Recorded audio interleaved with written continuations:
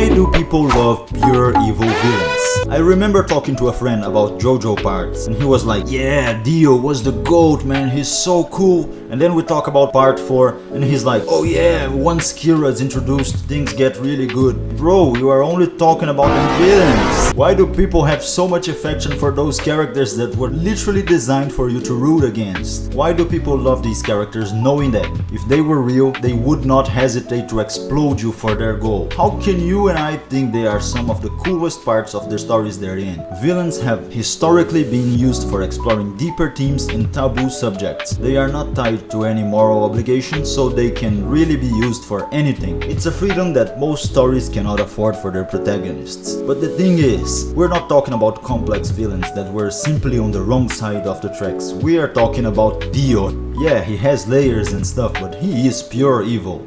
So why do people love him so much as a character? Evil as a concept is kind of hard to define. It's essentially the embodiment of everything bad a human can do, every sin they can commit, every selfish act. The aesthetic of evil can change from culture to culture, but the concept is always present. There is evil and we should punish it. Today we are going to talk about a few examples of pure evil villains done right, and what we can learn from them for writing our own. First off, we have Frieza from Dragon Ball. Frieza is a force of nature. He's pure evil in its natural sense. He's a prime example of how you really don't need the villain to be understandable or have any relatable motivation at all. The dude's just evil. Pure evil villains are becoming increasingly rare in media, which is a shame. Having a villain like Frieza can be very freeing. You don't have to worry about justifying any action or trying to make them relatable. You can just have fun with the character. In the case of Frieza, he does not go through an arc, so he's the definition of a simple, pure evil villain.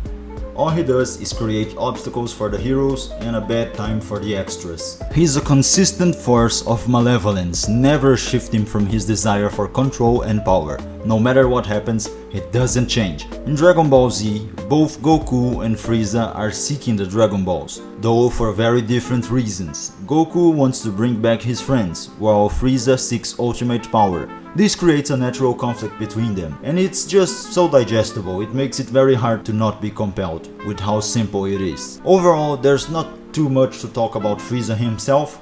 He's interesting because of his spot as the perfect villain for Goku, as an easy to understand, very bad guy. Frieza's unsympathetic, unchanging nature makes him a fun villain. He's not someone we can relate or sympathize with, but his presence challenges the heroes and changes the world around him. And all of that combined with his kind of alien design, you know, with the black lips and low-key feminine voice, makes him an unforgettable antagonist. I talked about him first because he's a very simple example. If you want to create just a simple pure evil villain and don't want to think too much about it, just port Frieza into your story and reskin him. Now for the next villain, let's talk about Griffith from Berserk. One of the most hateable, unredeemable villains in all of fiction. Griffith's villainy is so good because it is completely believable. There are people like him out there. It's complicated. He has his reasons for doing what he did. I mean, who would want to stay as a broken shell of a man, especially after so many years being such a powerful figure? But even though you can understand perfectly each step of his journey up until the eclipse, he is still unredeemable and pure evil. An evil so powerful that a lot of people reading Berserk right now are only doing so to see him getting eventually defeated. He literally fulfilled the purpose of a pure evil villain perfectly. Plus, he looks awesome. His design alone is so cool. Berserk's story is about a man who shouldn't be alive. It's about struggling against fate itself and how ugly and brutal it can look. So having Griffith as the main villain of the story is perfect in so many ways it's hard to describe. In complete contrast to Guts, he is literally the chosen one, the perfect one. Always clean, angelic and powerful. Bro's literally Jesus. Everything around Guts is themed around beasts and darkness and controlling your impulses and rolling around in the mud of the world, while Griffith is all about birds and light and flying away from it all, being pure and shiny. It makes for a very powerful villain. And when he starts to gather allies and become famous around the world, once he builds Falconia, it starts to feel weird to even be against him in the first place, because he is that guy. He is the savior of mankind. He did create a better world for humans. He is the Hawk of Light, yet we as the readers know just how evil he is.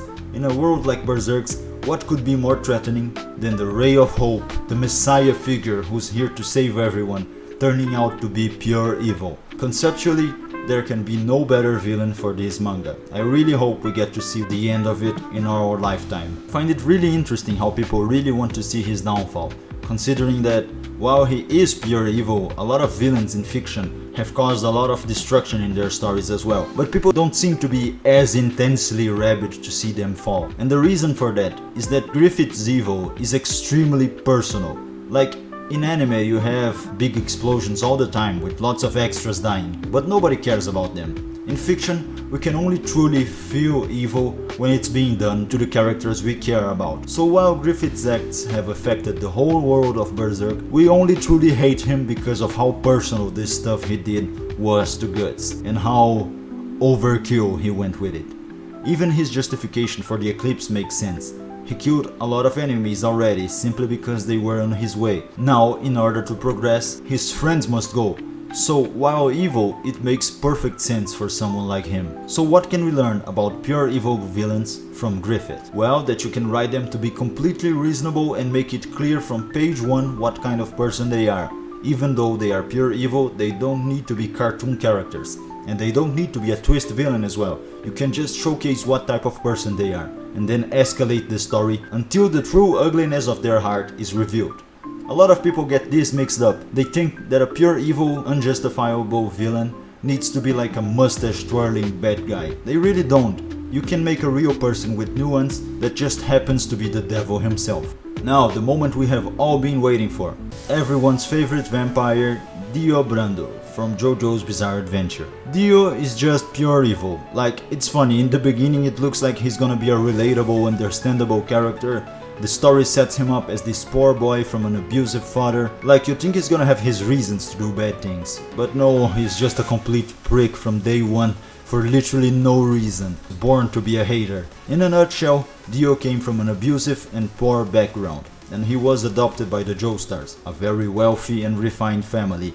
But instead of befriending his new brother, Jonathan, he immediately started plotting a way of killing the Joestars and inheriting their fortune. But then he stumbles upon an ancient power, the Stone Mask, which turns him into a vampire with some wacky powers, and that really elevates the whole thing.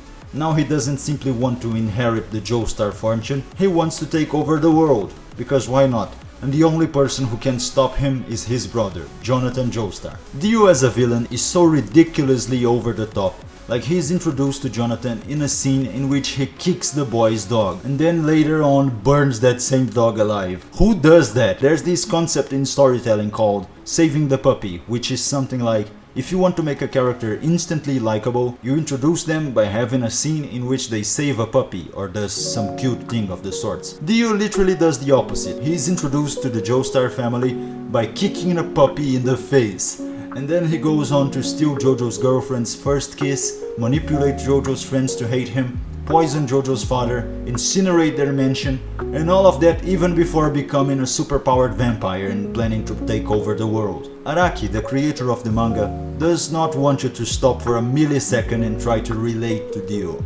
You should be absolutely rooting against him from the get-go. Dio is pure evil, no compromises, and that makes for a fun and threatening villain. You know at all times that the worst possible decision available will be the one that Dio takes. Dio's impact in the story is so powerful that his legacy lives on. There is not a single part in JoJo's in which his name is not mentioned. I mean, except for part 8, but it's another universe, so whatever. He is everywhere. He's more of a protagonist for the series than all of the JoJo's themselves. And thematically, he is really not complex. JoJo is all about humanity and spirit, about fate and destiny. And Dio rejects all that in that iconic scene. He wants to take everything for himself. He wants to dominate the world and he wants to be God. Dio is against everything JoJo's as a series stands for.